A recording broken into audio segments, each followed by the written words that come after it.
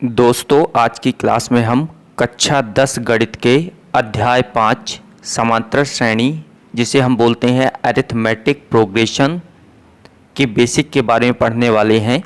तो सबसे पहले जैसे मैंने यहाँ पर लिखा है समांतर श्रेणी। समांतर श्रेणी को समझते हैं कि समांतर श्रेणी होती क्या है, यानी कि अरिथमेटिक प्रोग्रेशन क्या है, इसके बारे में जानेंगे और उसके बाद इनके सवालों को हल करेंगे।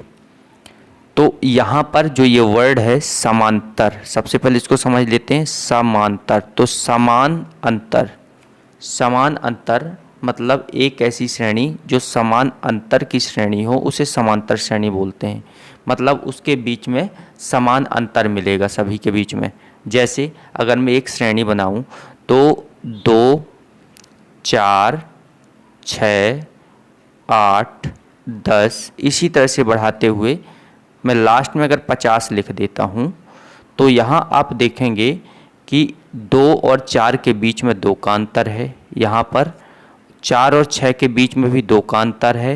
6 और 8 के बीच में भी 2 का अंतर है। 8 और 10 के बीच में भी 2 का अंतर है। इस प्रकार से सभी के बीच में 2-2 का अंतर मिल रहा है, मतलब समान अंतर मिल रहा है। इस कारण से इसे समांतर श्रेणी कहते हैं। तो कोई भी श्रेणी ऐसी जिसके बीच का अंतर समान हो वही समांतर श्रेणी हो जाएगी। तो समांतर श्रेणी को हम, जैसे यहाँ पर अरिथमेटिक प्रोग्रेशन दिया हुआ है तो अरिथमेटिक से हमने ए को निकाला और प्रोग्रेशन से पी को निकाला है। इसे जब भी लिखेंगे तो समांतर श्रेणी को हम ए पी के फॉर्म पे लिखेंगे। तो मान लीजिए इसी श्रेणी को हम लिख रहे हैं तो लिखेंगे ए पी बराबर 2, 4, 6, 8, 10 इसी तरह से बढ़ाते हुए ये हो जाएगी समांतर श्रेणी जो AP से डिनोट की जाएगी। चलिए समांतर श्रेणी के एक बेसिक फॉर्म के रूप में जानते हैं। जैसे समांतर श्रेणी होती क्या है, कैसे बनेगी, तो आप सबसे पहले इधर देखिए कि AP बराबर, अगर मैं इसके प्रत्येक टर्म को, जैसे 2, 4, 6, 8, 10 ये सभी पद दिए हुए हैं, तो प्रत्येक पद को लिखूं तो ये पहला पद है जिसे मैं A1 लिखूंगा, दूसरा पद A2, तीसरा पद A3, चौथा पद A4, पांचवा पद A5 इसी तरह से होते हुए लास्ट में ये जो पद हो जाएगा लास्ट का nवां पद हो जाएगा, जिसे AN से, मतलब यहाँ पर नंबर नीचे बढ़ते जाएंगे N तक जाएंगे, मतलब कोई भी नंबर लास्ट का होगा। तो यहाँ पर ये इसका प्रथम पद होगा और ये इसका अंतिम पद होगा। तो सबसे पहले हमें इसके स्टैंडर्ड फॉर्म यानी कि मूल रूप के बारे में जानना है कि AP का मूल रूप बनता कैसे है। तो AP का मूल रूप बना के देखेंगे तो हमारे पास यहाँ याद रखना है कि अंतिम पद अगर आपको निकालना है, कोई भी पद निकालना है, तो अंतिम पद तो हमारे पास AN है और AN का मान हमारे पास होगा A + n-1 × D।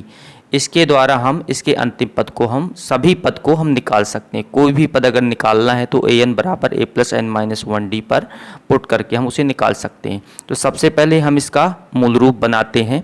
तो अगर n का मान 1, 2, 3, 4, 5 इस तरह से बढ़ते हुए अनंत तक जाएगा, मतलब जहाँ तक हमको चाहिए, मान लीजिए n नंबर तक चाहिए तो n नंबर तक जाएगा। तो यहाँ पर यदि मैं n की जगह 1 रखता हूँ तो यहाँ पर आ जाएगा पहला पद A धन n की जगह 1 रखा गया -1 D। A प्लस इधर हुआ तो यहाँ बन रहा है -1 से 1 घटेगा 0 D, मतलब ये तो 0 हो गया तो हमारे पास बचा A। तो प्रथम पद हमारा हो गया यहाँ पर A। इसी प्रकार से अगर दूसरा पद निकालना है तो n बराबर 2 रखेंगे। n बराबर 2 रखेंगे तो n बराबर, यहाँ पर मान लीजिए हमने 2 रखा तो यहाँ भी 2 रखा जाएगा। तो A + 2 - 1 D, तो ये बन जाएगा A 2 से 1 घटेगा तो 1 आएगा, 1 × D, मतलब इसे हम A + D कह सकते हैं। D का गुणा 1 के साथ होगा तो D हो जाएगा A + D। दूसरा पद हमारा हो जाएगा A + D।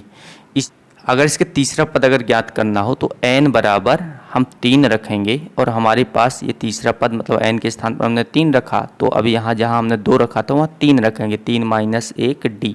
तो ये बन जाएगा A + 3 में से 1 घटेगा तो 2 आएगा, 2D। A + 2D ये इसका तीसरा टर्म हो जाएगा, मतलब तीसरा पद हो जाएगा A + 2D। इसी प्रकार से अगर चौथा निकालेंगे तो हमारे पास A + 2D जैसे आए उसी प्रकार से A + 3D आएगा। a+4d आएगा, a+5d आएगा। इसको इस तरह से लिख देंगे, a+4d आएगा। और लास्ट में जो ये हमारा अंतिम पद n का है तो an का मान a+n-1d रहेगा। तो अब यहाँ अगर देखा जाए इसमें तो a क्या है, d क्या है और an क्या है, इसको समझना है। तो a हमारा कहलाएगा प्रथम पद, मतलब फर्स्ट टर्म। प्रथम पद a कहलाएगा फर्स्ट टर्म।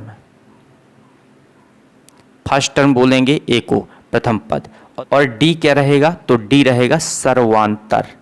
सर्वांतर मतलब सभी का अंतर। तो सर्वांतर अगर निकालना हो आपको d, तो क्या करेंगे कि दूसरे पद से पहले पद को घटाएंगे, तो एक बार में तो पता नहीं चलेगा, फिर तीसरे पद से दूसरे पद को घटाएंगे। अगर इसके बीच का अंतर और इसके बीच का अंतर बराबर आ जाता है तो वह क्या कहलाएगा, d कहलाएगा।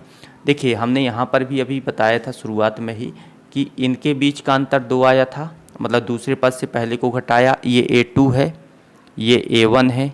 a2 से a1 को घटाएंगे तो 2 मिल रहा है हमें, और a3 से a2 को घटाएंगे तो 2 मिल रहा है। मतलब दोनों अगर दोनों ही कंडीशन में अगर बराबर आ जाता है तो d कहलाएगा।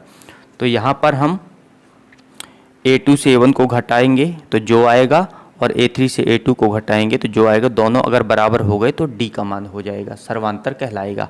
और an जो यहाँ पर कहलाएगा वो कहलाएगा अंतिम पद। तो अंतिम पद हमारे इसके स्टैंडर्ड फॉर्म में भी ये लिखा हुआ है कि इसका अंतिम पद यानी कि लास्ट टर्म है। सर्वांतर को इंग्लिश से कॉमन डिफरेंस बोलते हैं, कॉमन डिफरेंस। सर्वांतर जो कहलाएगा कॉमन डिफरेंस कहलाएगा। और n जो अंतिम पद यानी कि लास्ट टर्म कहलाएगा। अब यहाँ पर बच रहा है हमारे पास n, तो n जो है, n हमारा पदों की संख्या कहलाएगी, पदों की संख्या यानी कि नंबर ऑफ टर्म्स।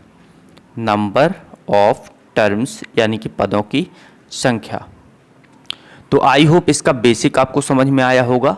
हमने यहाँ पर एक फार्मूला लिया है a+n-1 इंटू डी, an का, जो an का मान है, तो इस पर ये सभी मिल रहे हैं। जैसे an का मान हमने इसमें क्या समझा कि a किसे कहते हैं, तो a फर्स्ट टर्म होता है, n पदों की संख्या होती है, d सर्वांतर होता है और an अंतिम पद होता है। तो सभी के बारे में हमने समझ लिया है। अब हम कुछ सवालों को हल करेंगे।